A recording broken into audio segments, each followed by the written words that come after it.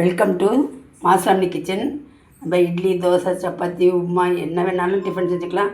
ஆனால் அதுக்கு சைடு டிஷ்க்கு தான் நமக்கு ப்ராப்ளமாக இருக்குது. இன்றைக்கி நான் சிலோன் சம்பல் அரைக்க போகிறேன். சிலோன்காரங்களுக்கு இது ரொம்ப ஃபேவரட்டான ஒரு இது. அதுக்கு தேவையான பொருள்கள்: வரமிளகாய் ஒரு 10, 2 புளி இந்த அளவுக்கு, பூண்டு ஒரு 4-5 பல், தேங்காய் அரை மூடி, உப்பு, பெரிய வெங்காயம், சின்ன வெங்காயம் தான் போட்டுக்கோங்க. இப்போ கைவசலங்க பெரிய வெங்காயம் போட்டுக்கேன்.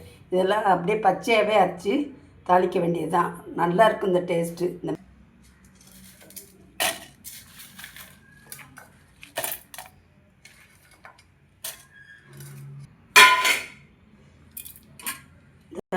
எண்ணெய் காஞ்சிருச்சு, கடுகு போட்டுக்கலாம்.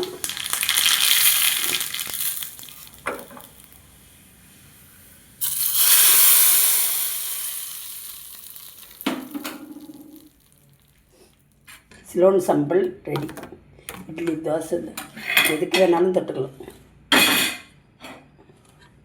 இந்த மாதிரி செஞ்சு பயனடைங்கள். சப்ஸ்கிரைப் பண்ணுங்கள் மறக்காமல்.